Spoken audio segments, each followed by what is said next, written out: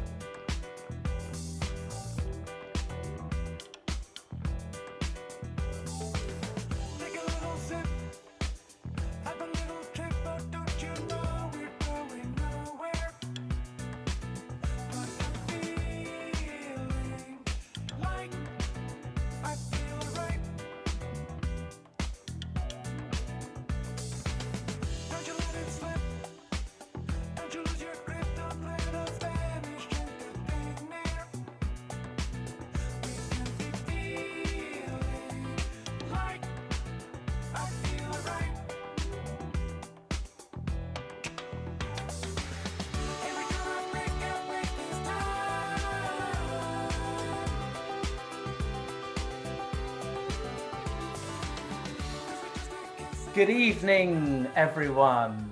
I see we're all sort of enjoying those tunes. Before I introduce anyone, I'd like to invite everyone to use the interpretation or translation feature. It's at the bottom of your screen. Please find that, select the language that you would like to listen to for the duration of this event. Most of it will be in English. We will have some French spoken as well. So unless you're bilingual, it's a good idea to use that translation feature. We're joined by 4 wonderful translators translating into Spanish, Portuguese, French, and English. And without them, we couldn't speak to so many of you at once. So a big thank you to the translation team. A big Tuesday night thank you. As with all of the events in this Youth Summit, this is being recorded.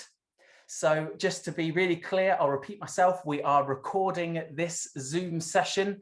So if you want to make sure that you can't be seen or heard, turn off your camera, mute your microphone, and you can just be in the background. If you want to step out at this point, that's fine. Just send us an email later and we can make the recordings available for you so you don't miss out on any of the good discussions from Tuesday night. Okay, so now that is out of the way, I'll introduce myself. My name is Callum, it says it above my head.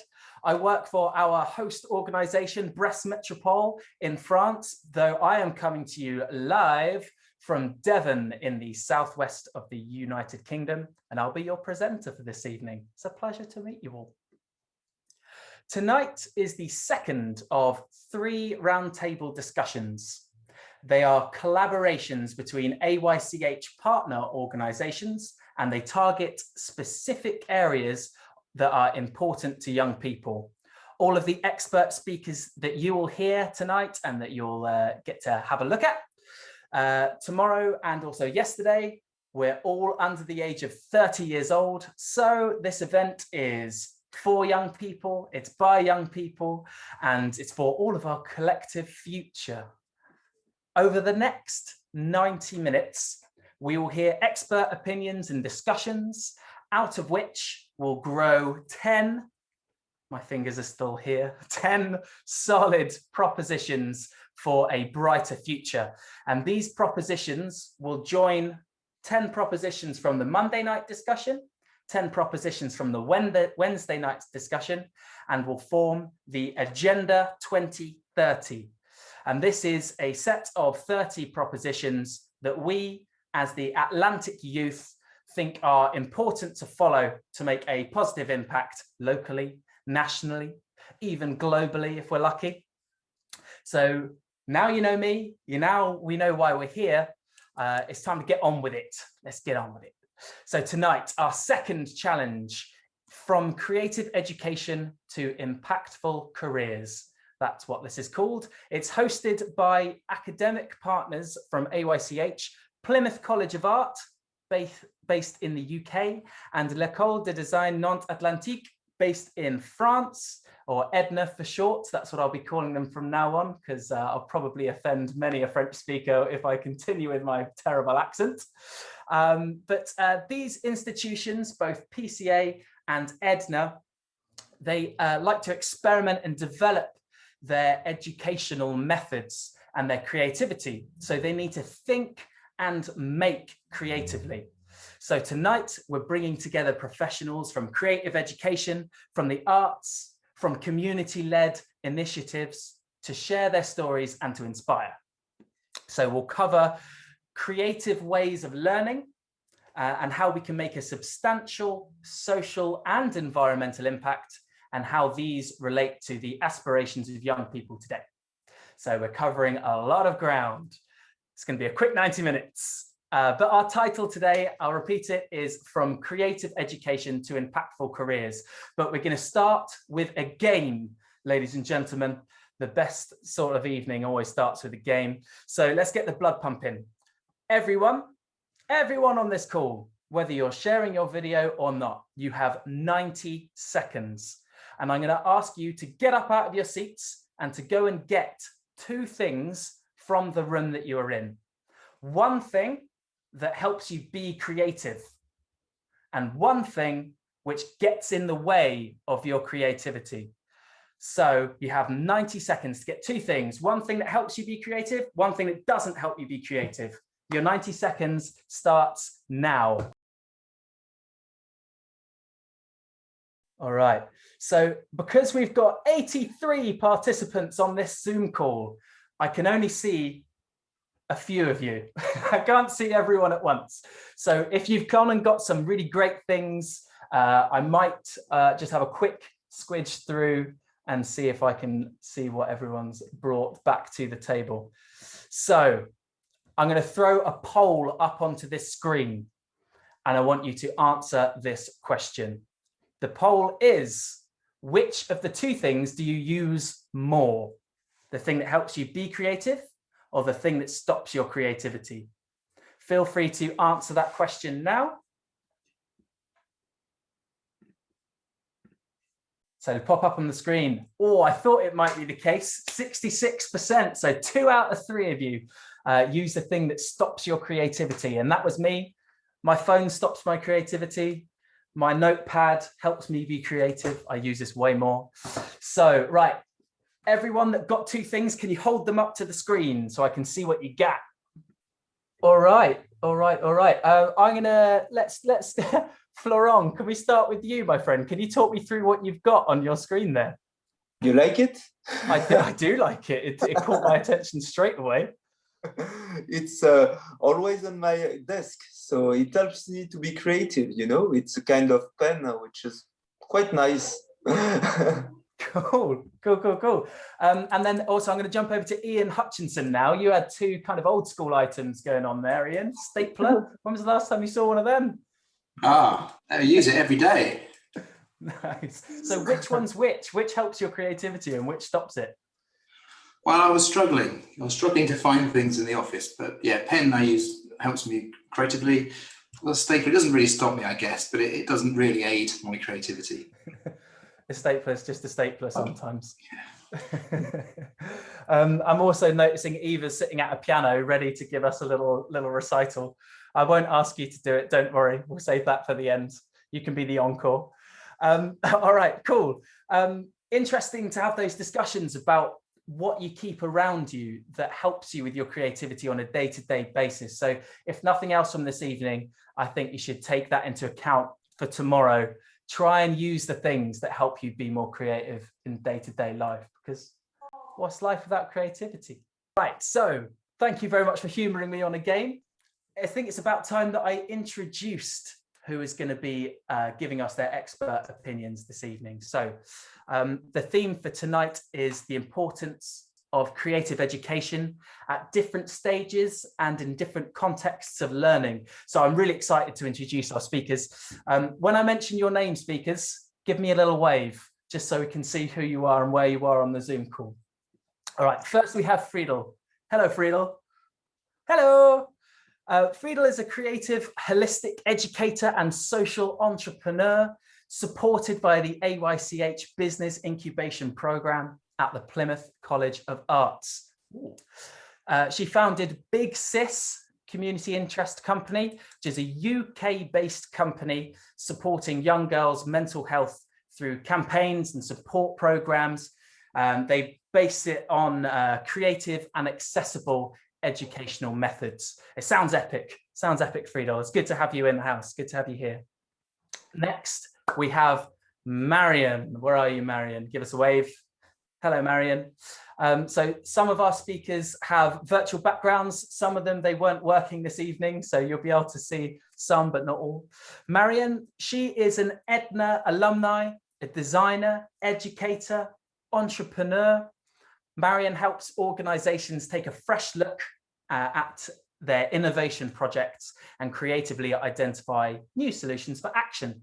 So good to see you, Marion. Good to have you in the house. And lastly, Aditya. Hello, Aditya. Hi. Hello.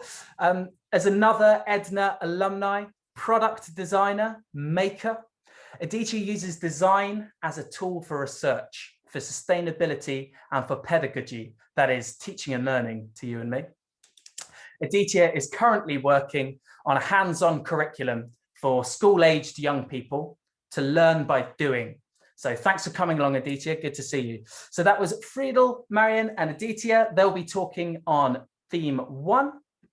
But the second part of our discussion, we're going to talk about the role that young creatives and entrepreneurs can play in their communities.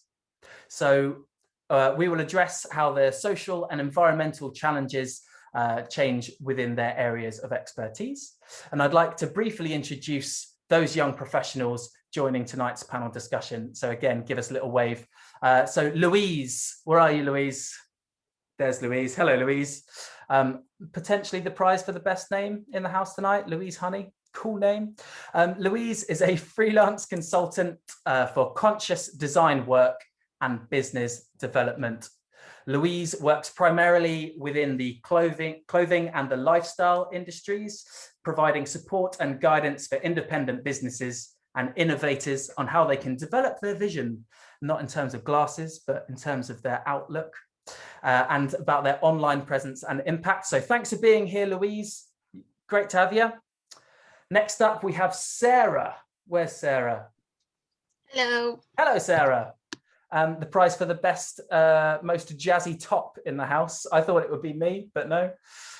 Sarah is a mixed media artist and an entrepreneur who creates environmentally minded, authentic, vibrant, exuberant, abstract, fun, and hybrid artworks that range from original paintings to prints to wearable art. And I'm just testing out our translator's adjective skills there. That was what that was about. Good to have you with us, Sarah. Last but not least, we have Susie. Give us a wave, Susie. Hello. Hello. Susie is a designer in a consulting company. She works on conscious digital transformation and behavior. She believes in design as a language between people and uses it as a tool to open new possibilities to invent or reinvent the world of tomorrow. So good to have you, Susie. Movers and shakers in the house, one and all.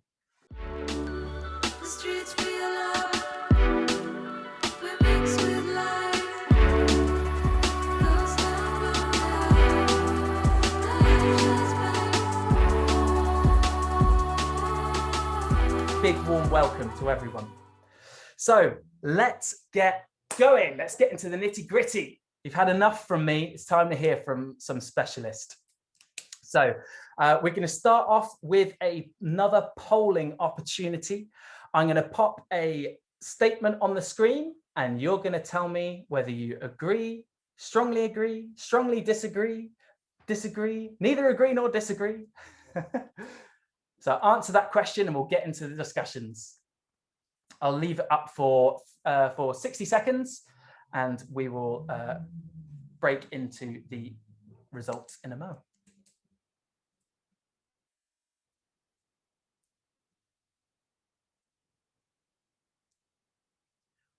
So I've got a little definition for you while you're thinking. Teaching creatively, that has been defined as teachers using imaginative approaches, like Zoom polling, to make learning more interesting, more exciting, more effective. That's what we're talking about when we're using creativity in learning experiences. All right, we've had a bit of time for people to think about their answers. Just before we publish those, I'd like to let you know that if anyone has any questions at all throughout this entire discussion, pop them into the chat. And if we've got time, we will get to those and answer them for you. Time for some results. Creativity is important to our learning experiences. I think we're a bunch of creative optimists in this Zoom call, so I'm not surprised to see strongly agree. I am surprised to see one person strongly disagreeing, but maybe that person needs to wait behind afterwards and have a little chat. Maybe you might just want to get some stuff off your chest. But let's start with getting into these results. So Friedel, we'll start with you. What do you think about that result? Are you surprised, not surprised? What do you think? I'm actually not surprised at all. Yeah, simple. Cool. So Friedel, let's talk about creative education. What does that mean to you? Because there might be some people in the audience today that maybe haven't had experience of creative education. Yeah, sure.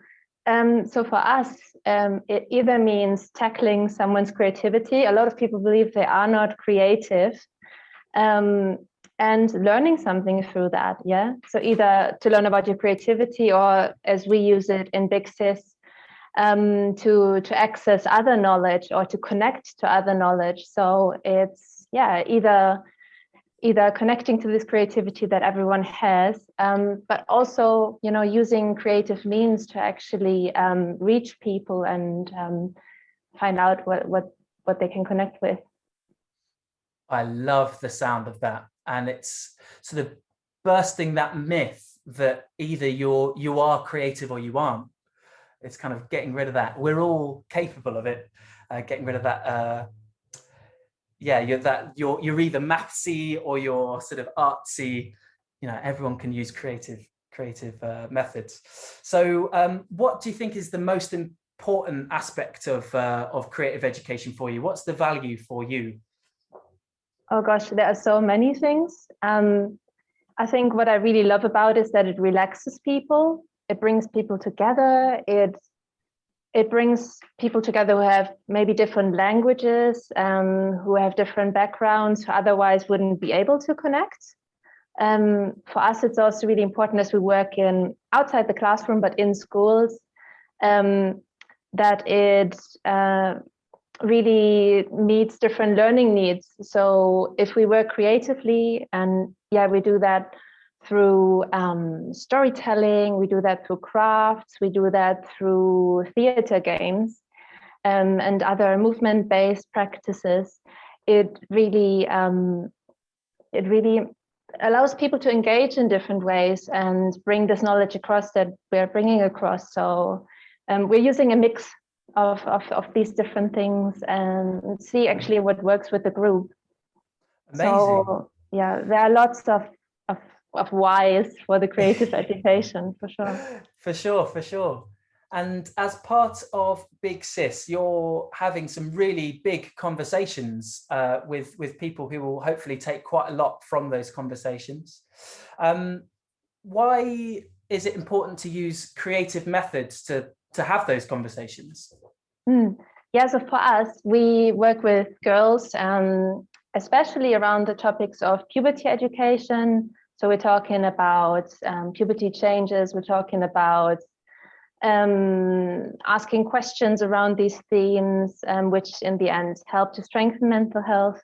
So it's really crucial for us to find something also for this girl's age, they're 8 to 12 more or less, that they can connect with. And if I remember, like my, it's not sex education what we do, but if I remember these kind of lessons or biology lessons in school, it's just about the anatomy, and what we're talking about is answering really big questions, and that can't be done by a diagram where you fill out where is what, you know, the different parts of the body. So we needed to find other ways to actually make this accessible, and not, I don't want to say only for this age group, but it's actually really amazing to see how it works with different age groups as well. And then when you see that people have fun, that they engage, they learn better, and they feel more relaxed, and they connect with each other. So it's really, there's really no other way to do that for us, I believe. Yeah. Yeah, brilliant. So it sounds like you've got some really creative ways of teaching, essentially. Why do you think it's important that other educational institutions adopt those methods as well, or is it better to have complementary systems? What's your take on that? I think both is important.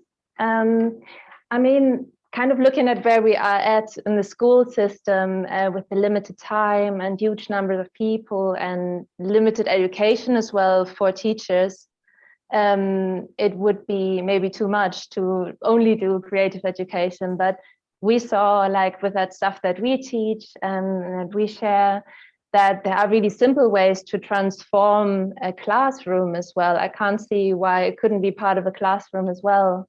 So just to make a few adjustments to what's already there and to improve it, I think it's definitely something that needs to be done, and that we need to also have conversations about with not only education institutions, but also, yeah, when we think about bringing that, I don't know, into youth clubs or whatever, like there are many simple ways that we can tweak what's already there and make it interesting and approachable.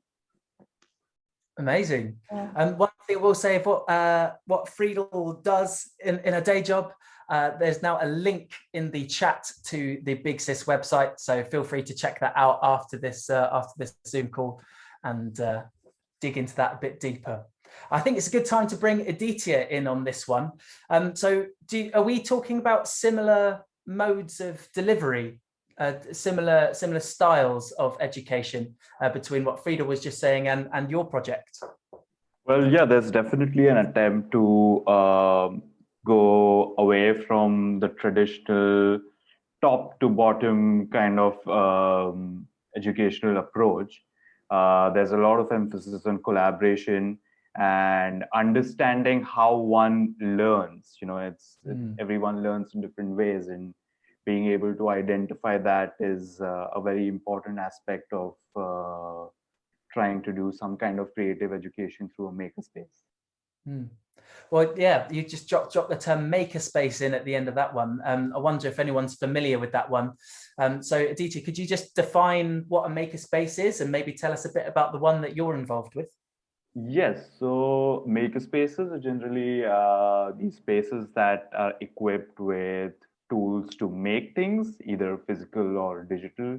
So the kind of makerspace that I manage and I work out of is just your regular old makerspace with things like woodworking tools or open source electronics, 3D printers, sewing machines, all of that. But these are more of the tangible aspects of a makerspace. It also has a lot of abstract aspects to it, if you will, Things like, again, collaboration or discovering the ways you learn a particular thing, understanding how you could skill yourself, teaching yourself things rather than learning them from someone. Or Oh, those sounds like some. It sounds like community building and sharing knowledge. And so, I mean, everything you said, providing resources and providing people, it sounds like a really good way for these spaces to be able to support young people in whatever they want to do. It's freedom to experiment. Which I think it's great. So do you notice any of those outcomes when you're involved in your project? What are the things that you see, the changes, the impacts you make? Well, one of the biggest things I see is, a lot of people are intimidated when it comes to engaging with technology or engaging with creativity, engaging with collaboration or solving problems that they face. And I feel that makerspaces or what we do works towards kind of removing that intimidation. It also works in ways where you don't ask the question, why am I learning what I'm learning anymore? You kind of answer that for yourself. So yeah. Do you think that your way of approaching education and sort of letting young people take control of it a bit more, do you think that adds to the skill set that employers are looking for? Yes, definitely. What I think is employability is something that's constantly changing now. The kind of skills you need to be employable are evolving maybe faster than they ever did in the past. So I feel that being a part of a makerspace or collaborating, learning by yourself, teaching yourself new things, really equips you with the ability to take these changes head on and understand them and empathize with these changes and keep improving your process, keep upskilling yourself without having the need to go back to school, because that's not always possible. What do you think to, let's get this question straight. In formal modes of education, you almost always end up with accreditation at the end of it. You'll end up with an exam paper and a grade. In sort of more creative modes of education, you don't tend to have that. So how do you cross that bridge? So I think in creative education, what I've seen so far is the work speaks for itself. If you have done certain amount of things, you have worked on certain things, you've created things, those speak about you. They give you the accreditation that you need. Let's say I have done certain kind of projects that shows my ability to deal with those kind of projects. Rather than needing a degree to show that, this person's an expert with these topics, So, yeah, but that should be a different way of looking at the skills of our young people moving forward. I'm going to throw another poll out to the group. So it's going to be another, how far do you agree with this statement poll? The statement is, creative thinking is important within professional environments. Strongly disagree, agree, strongly agree? Where are you on that spectrum? I'll leave it up for another 60 seconds. Sometimes it's really important to be able to think creatively, and especially in the roles that a lot of us are involved in on this Zoom call. But let's say you're part of a really, really big team and you're all trying to work towards the same goal. If someone is thinking creatively, they might start being disruptive. This is me just being devil's advocate here, because I strongly agree with this statement, but maybe it might go some way. Maybe some other people have other thoughts on that one. All righty, let's throw some results up on the screen. Wow. That's pretty convincing for strongly agree at 65%. 2 out of 3 of you strongly agree with that. Aditya, what do you think about those results? Well, yeah, creativity is definitely a necessary aspect of any kind of professional life. And we tend to forget that most of us are being creative on a constantly, and we fail to recognize each and every creative thing that we do as being creativity. And if we could do that more, we would see how creativity is a huge part of any kind of professional activity. It's a bit like the game that we played right at the start. Everyone was able to find something, even if you're not in your house, something which helps you be creative. And I just picked up a notepad, and that might not be the most creative thing to think of, but it still helps. It's how you look at it. So thank you very much, Aditya, for your thoughts there. Again, there is a link to Aditya in the chat there. You can explore a little bit more about what's got going on. But I'm going to move on to Marion and have a chat with Marion here.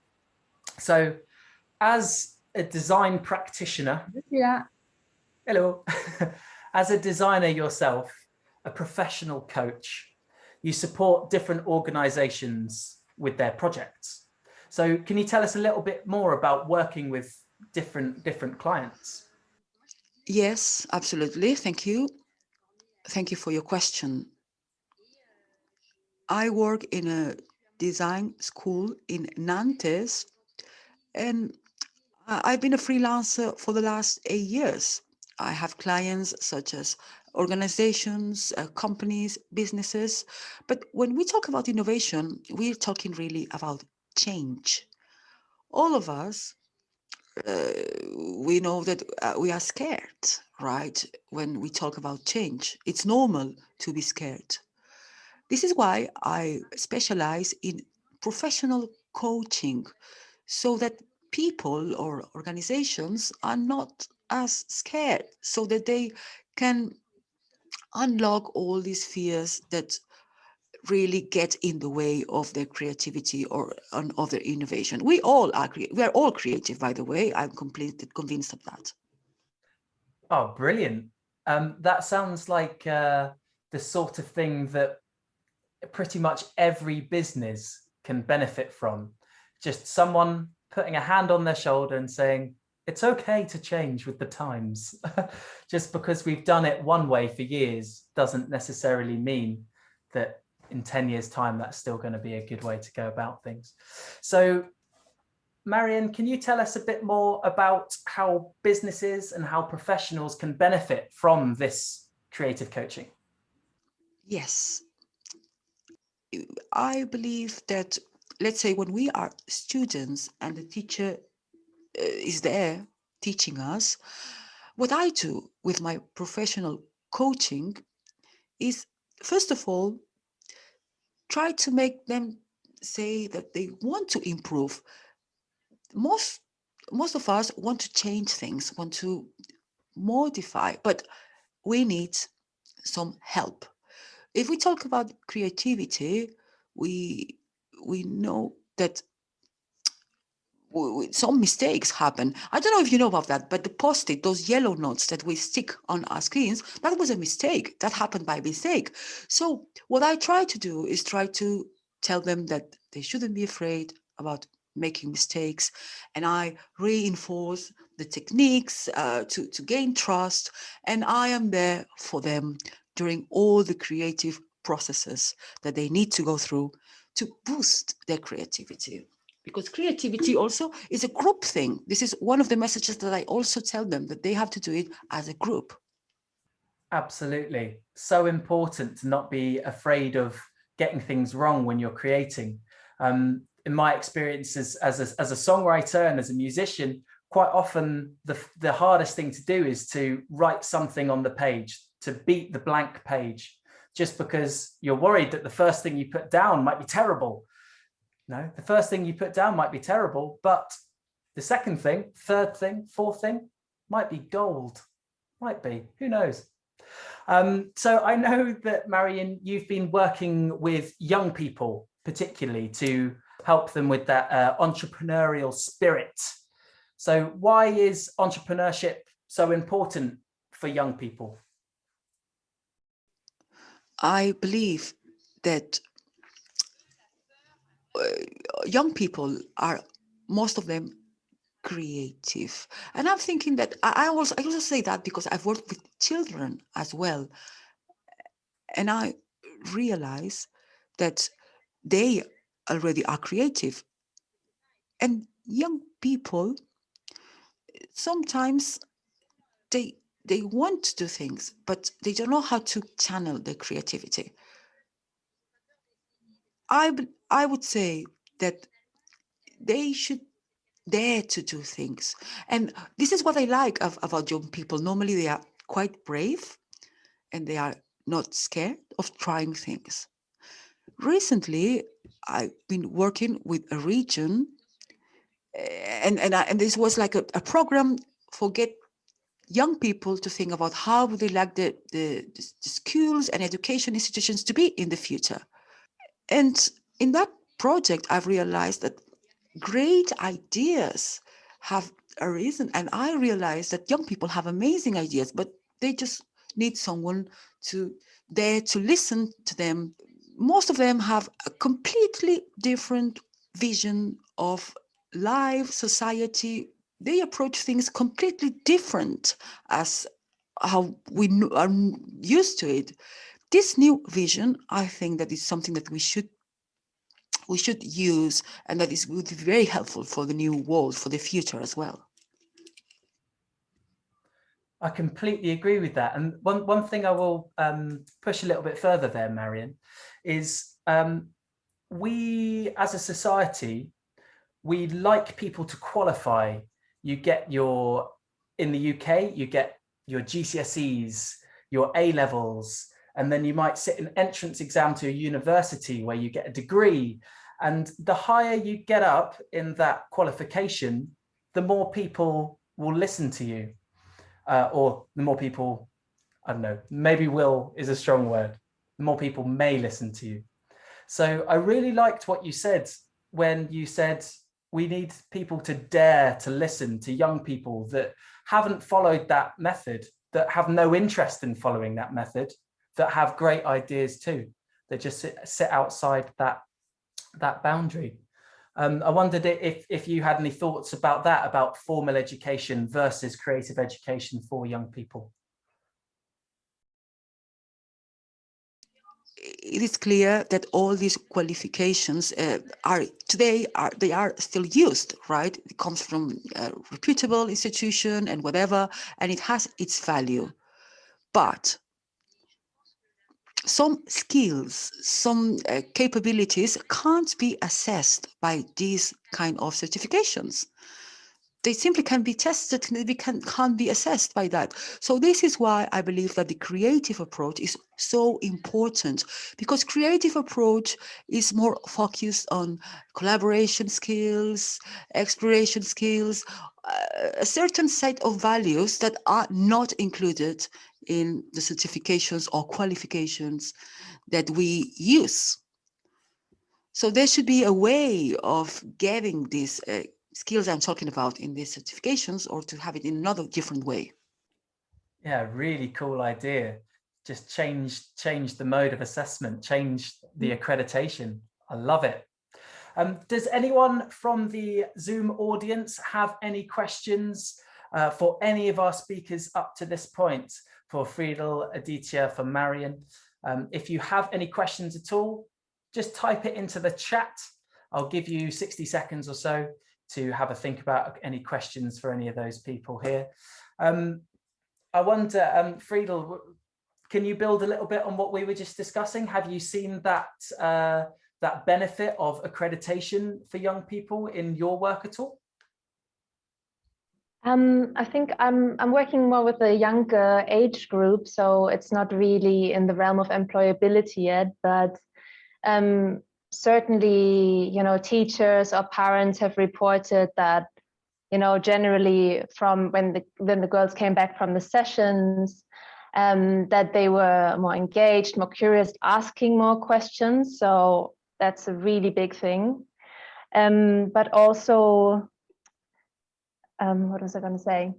They are the schools, you know, but one thing they actually need to understand, I think, is that, and that's what schools are looking for, is things like employability and performance of the students, and that also and changes when they have more fun, you know. And I think what we maybe need to do is to, you know, bring this more informal education, which is, you know, in collaboration with the schools, but not in the curriculum, to maybe create more platforms where we can talk about this and how to make it better. And I think it's probably going more into the institutions, into conversation with the decision makers, and bring all these people who do this great community work in informal education in there as well. I love that. That sounds like something that absolutely can be done. It's quite fun in these conversations to think optimistically, to think future, but actually that's a realistic proposition. I'm going to build a little bit on Nicolas' question there. He's asked, do you think that everyone can be creative? I'm going to ask this to Aditya, but I'm going to phrase it a little bit differently. How do you deal with a young person who is convinced that they're not creative? Well, it's quite an interesting question, actually. You just point out to them the instances that they are being creative, you know, and then hopefully they realize that creativity is not something that they don't have. They do have it. They fail to just recognize it.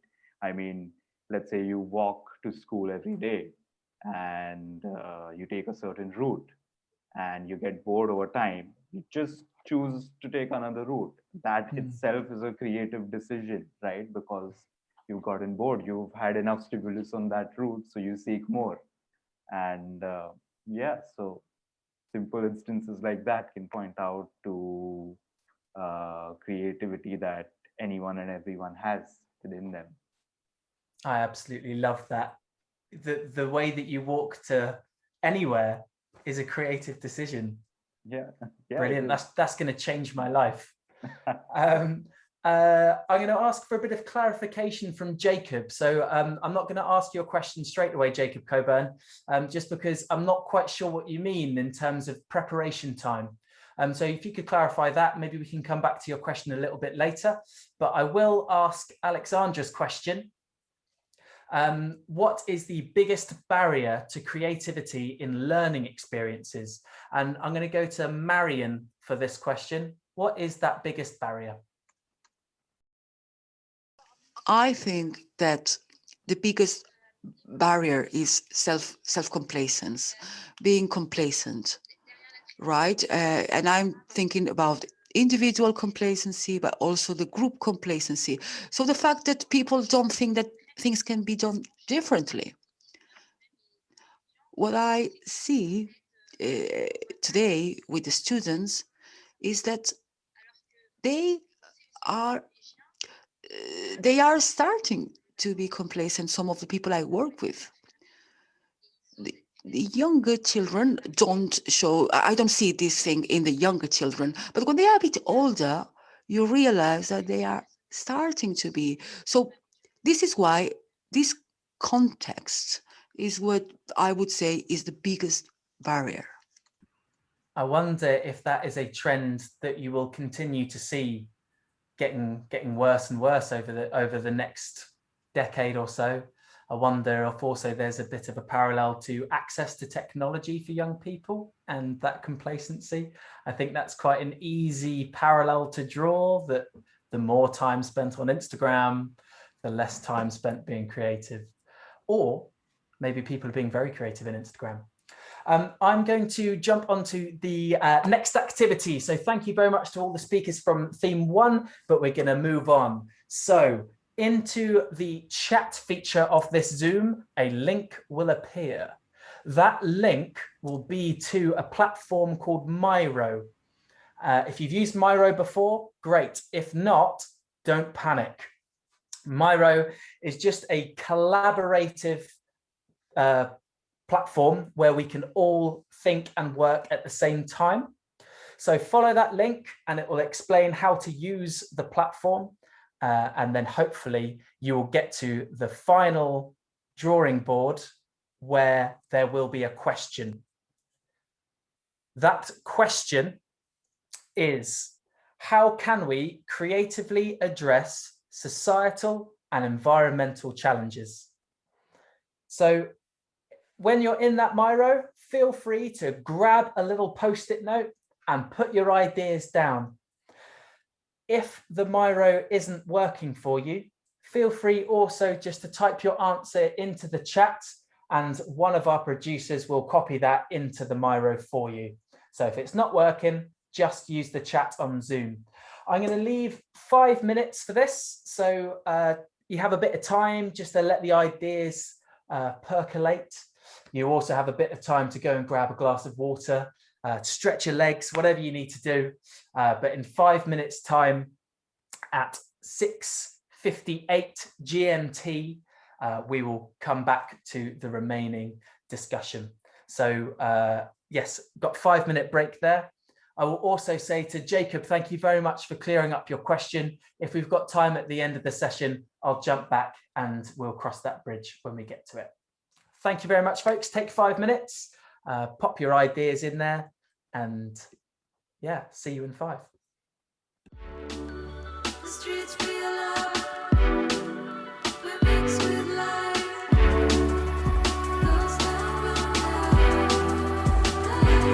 Okay, folks, so it's amazing how many people have just contributed to that Miro. Thank you so much, everyone, for throwing some ideas down. It looks like we've got some really, really great stuff on there. I like that Be Frugal is one of the largest bits of text on that screen. Nice little contradiction there. So I'm going to bring in Louise, Sarah and Susie. So our specialists for series, for this second theme, series 2. Look at me.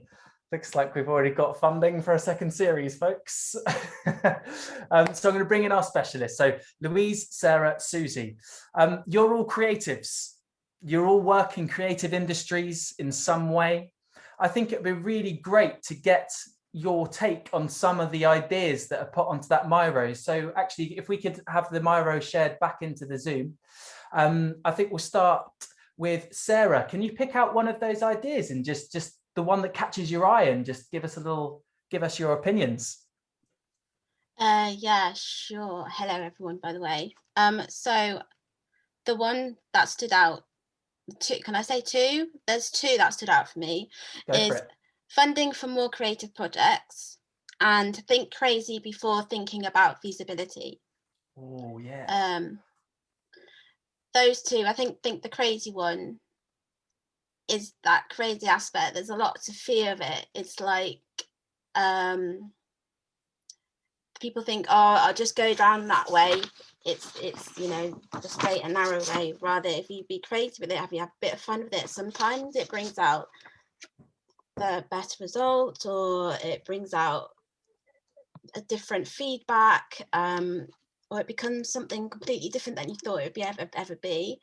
And touching on the funding for more creative projects, that's already been quite a difficult subject. I think there is funding there, but it's where to put it and how to place it. I think we all need some learning and education, and we're still learning from that one. So yeah, definitely. Brilliant. Thank you for highlighting those ones. So I hope someone in the Zoom is thinking, yes, she chose mine. Susie, it would be really good as well to kind of hear what you have to say and pick out one or two again that you like the look of and talk to us about it. Yeah, of course. So I find that the one in pink, funding for a more creative project, is really something that makes echo for me, because as a matter of fact, sometimes we're doing a project and the more creative one and the more inspiring one are the one that a lot of people contribute to, and it was a new way of thinking. I'm thinking about perspective design, when you're just creating a new wall to make people think about what they're doing right now. And I think it's one of the best way to make things change right now by thinking about tomorrow. So this one is definitely the one that I really love. And there's another one that really triggered my attention was unlearn. I mean, like, that's a good idea. I mean, there's so many things that we can unlearn, but right now I'm really like, it's super inspiring, and I don't know how I can do it right now, but I have to think about it in every project I will try to make further on. It's a really good way of just changing how you look at something, isn't it? Knowledge acquisition doesn't necessarily make you better. You know, something could be instinctive. And then lastly, who haven't we heard from? Louise. Louise, what are you thinking? Hello.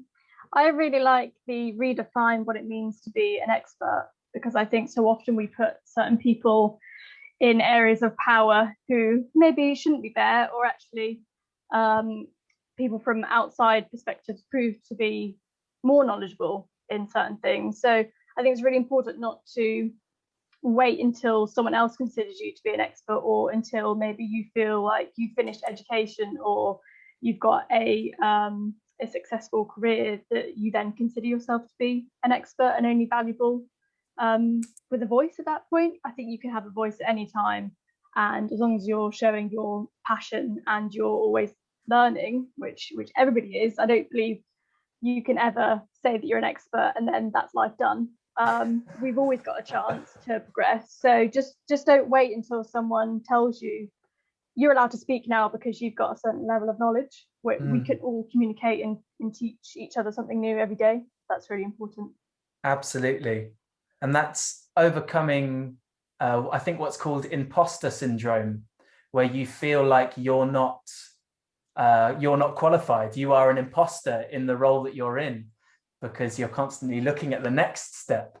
And it's amazing, people in that position actually always say that they have imposter syndrome anyway. So no one's immune to it. Absolutely, absolutely. So let's go back to Sarah. Sarah, I really want to hear a bit more about what you do creatively. So in your paintings, you draw connections between the natural world, humanity, and a lot of your paintings look at endangered species. So is that your way of raising awareness, or do you just like the look of them? It's a mixture of both, to be honest. I mean, who doesn't like animals? Come on now. Everybody likes animals. So I guess, yeah, it's 100% to raise awareness. I think especially in parts of my old work, when I first started sort of taking my brushes out again, so to speak, I guess it's something I've always been aware of and always interested about. And it wasn't until I moved from London to Devon and started to experience the local nature around me a little bit more, and during that time I was really disengaged, disconnected with myself and other people, and just, you know, general like daily things that you do, and then I realized lots of different things were like coming across to me, and I reached out, I researched within some local charities as well as NGOs and some sort of marine educators as well within the university, and kind of just asked lots of questions, and sort of I wanted to create a body of work that would highlight vulnerable species as well as endangered, but with a really fun and quirky and in your face kind of subtly way, to maybe to attract people and to make them stop and think and look and take a pause and think, and then hopefully they would find out more about that animal or that certain subject that I looked in, whether that is the color or whether that is why I painted an animal and such like.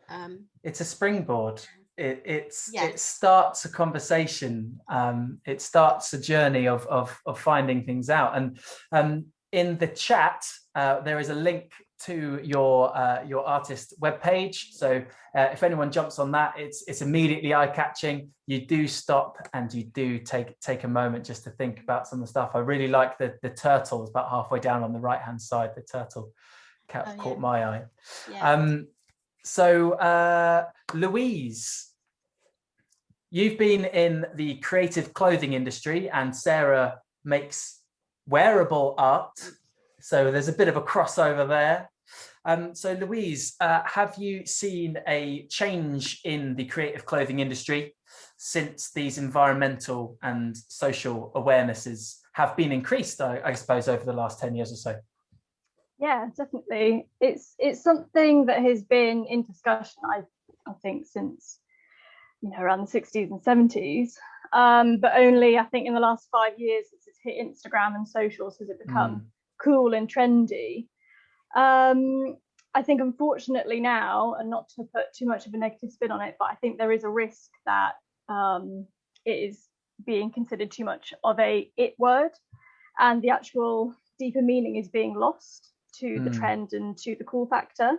But ultimately, with that has come a massive wave of just people being more aware. They are asking questions now of how things are made and who made it, how long is it going to last, what is my connection to this item, and what memories will I carry with it, what will happen when it breaks. This new narrative has definitely appeared, but I'm a 50-50 of sort of concern and positivity some days, because it could quite easily tip the wrong way, I think. Well, I think that's the beauty of hashtagging. On one hand, it gets out to the world. On the other hand, you've reduced it to one word or a short phrase. So it is very unstable position. Susie, let's go to you, Susie. Hello. You're a global designer. Exactly. What is it? What is a global designer? What does a global designer do? So I think the most easier way to understand it is define what we are doing every day. So basically, we're working with all the different design, from product design, space design, UX, UI, graphic, communication, doing also service design. The main goal by doing global design is make sure that the coherence of the brand or the project is really well done. You have to think all the value of the project, and you have to put it and embody those values in every single part of the project. This is basically what we do on our project. The only thing I can say is, I think at the company I'm working, one point, we have our own definition of what is a global designer, because I think part of doing design is also creating new space, creating new experience, and this is what we're trying to do. And by that I mean that we believe a lot in creating and doing together for designing the world of tomorrow. And by that, we are doing changes for people, but more about with people. This is what we try to do. So at one point, we are doing global design in the perspective of doing projects, doing services, but we also designing experience to bring creativity and bring the idea of people and the clients with them. So our experience is basically doing workshops or doing creative process to take all the insights that those people have, the people who are really experiencing the project have, and ideating and creating new stuff for them. So basically, this is what to be a global designer in a consulting company. Okay, so from what you've just described, how can you use those skills, let's say, to share with just the general population to help them sort of see a brighter future? That's a tough question, because I think we kind of talk about it as like creativity could be something hard, but I think in a certain way, you can do it every day. You can just trying to do it and be creative about it is more a mindset than a skill. I mean, like Aditya said, I really love the fact that he was talking about be creative in a way you're just walking maybe. But I think it's, everybody see creativity as doing a drawing. It's not that. It's in everything you see. From the table it's in front of you to the building you see. You can find it everywhere. And I think what we can do for that as designers is help people find the creativity in them and bring it to the real stuff. We kind of have a mission about that is because we are creating the thing that you can find in your environment as designer, our work is to really think about humans, think about their experience and trying to improve them. And by that, I mean, it's our job is to emphasize what you're living to put it into the next project. Absolutely. Every single product that is in the world has been designed. Someone's thought about how something looks and feels and what it's made of. So yeah, your design is everywhere. Sarah, let's go back to you. So do you consider yourself an activist? So I realize activism has maybe some negative connotations, with some people maybe going to the extreme end, but also hugely important to be active and to be engaged in in getting your message across. So do you consider yourself an activist? What can an artist do as an activist? I personally don't think I'm an activist. I'd like to think I'm more of an artivist, encouraging creativity with maybe a little bit more compassion and kindness and more inclusivity that I sometimes find is lacking with some activists out there. There's loads of activists that they're very, very confrontational and very noisy. It's a very noisy world as it is. So I'm trying to artify it in a kind way that offers a sense of freedom rather than a forceful way of thinking. So for example, I very careful where I put my artwork. I put my artwork in hospitals. I go to the street and do work. I work with communities. So part of my other job role, I work with young adults and children with a range of abilities. And creativity in general is, for them, is an absolute lifeline. Like there's so many like beneficial impacts that can come from it. I just think we need to twist the mindset a little bit. Like art is essential. It is for all.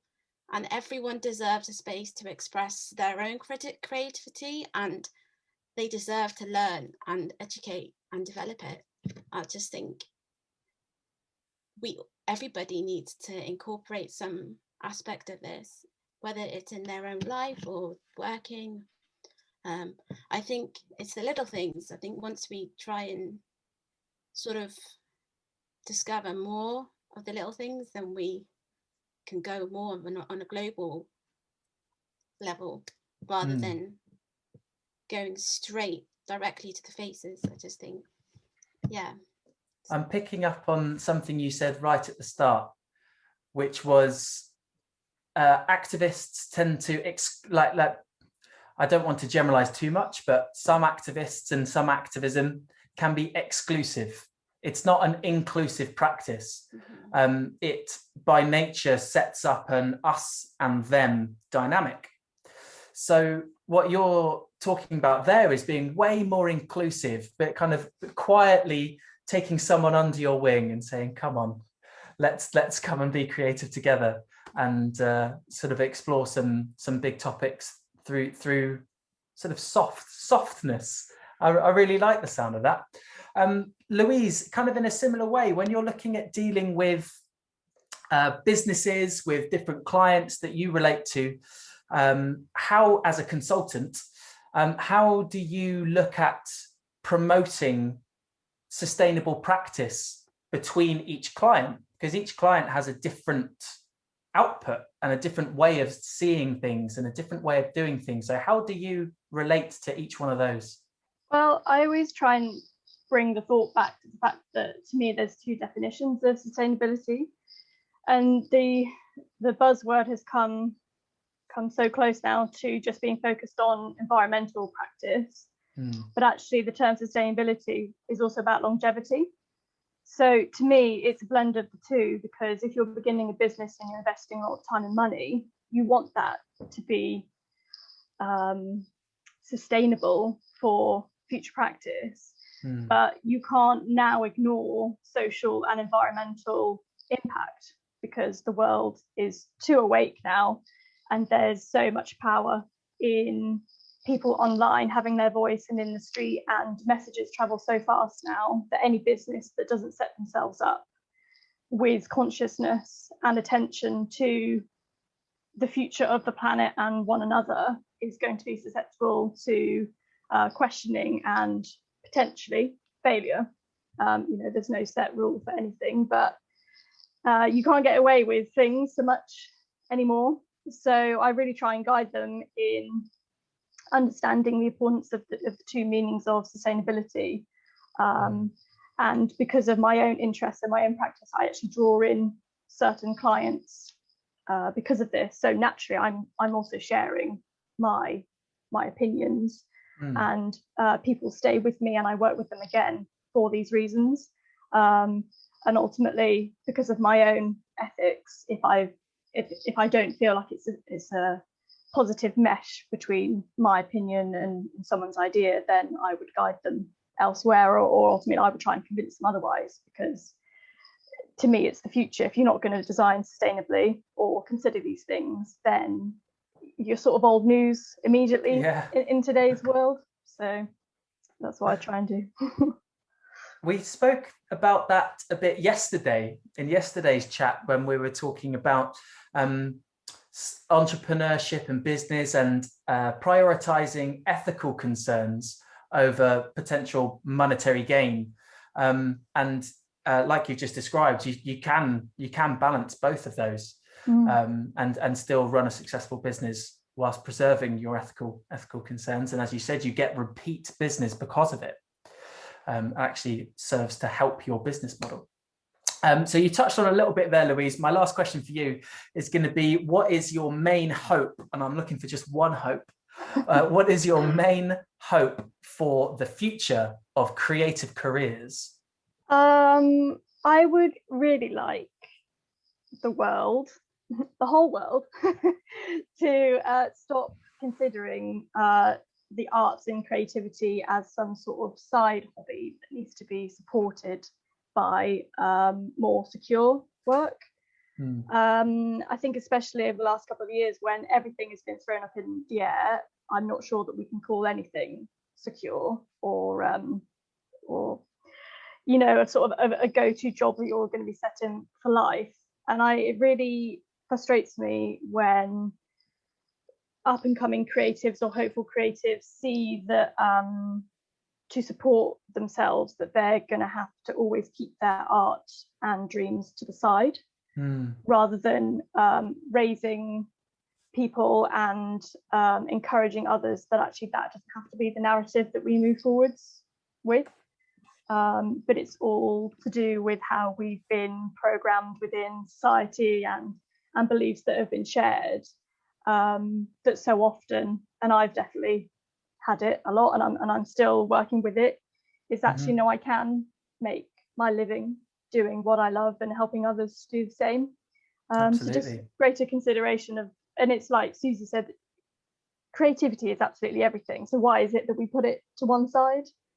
To share messages, we use creativity. Apps are made, by creative people, and it's design is within everything. So I don't understand why still it's seen as a sort of lesser need and career path. Absolutely. I love that. You're getting a lot of love in the chat. Thanks, guys. Call for Louise to run for office. So the same question to you, Susie. What is your main hope for the future of creative careers? I think the thing that I would like to see in some years is like in every company in this world, we have a designer, because they represent the human and the experience in every project. And if we put that on every focus, we're sure that we're going to improve something and not only thinking about business. I think designer or creative careers should be at the same level as strategic and businesses. Absolutely. I completely agree. I couldn't have said it better myself. Right. And finally, the final question, Sarah, you know what's coming towards you. Yep. Pretty much resonating with what Louise and Susie were saying. Yeah, I think we just need a louder and bigger, beefier voice on that front. Like, I think lots of people go on about hope nowadays. It's like, oh, I hope to get funding. Oh, you know, what if I create this piece of work? I hope it sells. I hope it sells. I hope it's like, we shouldn't have to say that hope in that sentence. You shouldn't have to, I shouldn't have to, you know, you need to alter the mindsets. And you need to go, it's almost like we need to rewind about 50 years when this whole education thing came about, and, you know, what job was good to you, what, you know, and yeah, I just think we need to do a lot of rewinding and backtracking and mindset resetting and experiencing of new things and allowing others to become involved in sharing those experiences, because that's the only way this voice is going to be heard, I think. I love it. Change the status quo. I like that a lot. So we've got time for maybe one or two questions. So if you have any questions at all, again, pop them into the chat. I will go back to Jacob's question from earlier on, who cleared up his question. And I'm going to throw this one towards, let's go for Friedel on this one. A barrier to changing education is the time needed for teachers to invest in preparing for those lessons. So is there proof that creative ways of teaching take similar amount of time and preparation? What have you found? Well, I've never been in formal education. I can just share my experience from having friends as teachers that I had conversations with. Mm-hmm. And I guess it's the same, like when the people develop the curriculum and the training for teachers, if that was shifted, like, or if these like creative education methods were incorporated in that, I don't believe it would take longer to prepare for a lesson. It's just a shift of how we do the training, how do we prepare the materials, and maybe update teachers on this knowledge as well when you study further. So I think it's just a small shift that needs to happen there, in theory. Wonderful, yeah. And Aditya, does that resonate with you? Do you feel the same? Yes, pretty much. Yeah, but I would like to add something. Like I said earlier, if you're creative, everyone's creative, and if you use it in the right way, you're able to teach yourself. And if you take in a creative way of teaching, I would rather call the teacher a facilitator who facilitates this way of teaching yourself to address whatever it is that you're trying to address. Yes, that's got me excited. I like the idea of abandoning teachers and calling them facilitators instead, and letting young people sort of self-optimize. Yeah. I like that. I like that a lot. There was a question in the chat about how to access resources from these conversations that has been answered in text, but I'll repeat it. That recordings for all of the events that we're running across this week are available on our website, ayych-2030.eu. There is a link to that in the chat. Feel free to hunt that down. Thank you so much to all of our speakers for joining us this evening. Thank you, Friedel, Marion, Aditya, Louise, Sarah, who have I forgotten? Susie. Thank you very much, all of you, for your time, for your expertise, and for your suggestions. So the speakers and myself and a couple of other folks, we're going to break off and we're going to discuss the propositions from that Miro exercise and from the discussion, and hopefully come up with the 10 solid propositions that I spoke about 90 minutes ago, that you will be able to find on the Agenda 2030 on our event on Thursday. So Thursday the 25th, we will present all of our propositions from all three of our round table discussions. So come along to that.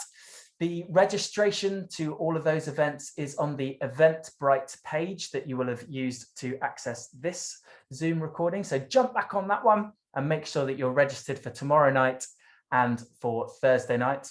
There is also a virtual exhibition running on all week that's open access. So on the Eventbrite, you'll find a link for that one. We've got so much work from young people over the last 4 years or so of the AYCH project that is being exhibited in those spaces. So jump on in and have a look at what is being shared there. It is a real rich resource bank of young people's work and creativity. So if you find yourself with a couple of hours free on an afternoon, jump on into the virtual exhibition and have a look around. Yes, thank you very much, everyone, for joining tonight. Feel free to sign off from this Zoom and enjoy the rest of your Tuesday evening. I hope to see all of you here tomorrow night on Wednesday. Big thank you to PCA, big thank you to Edna for helping to organise this event, and we hope to see you again soon.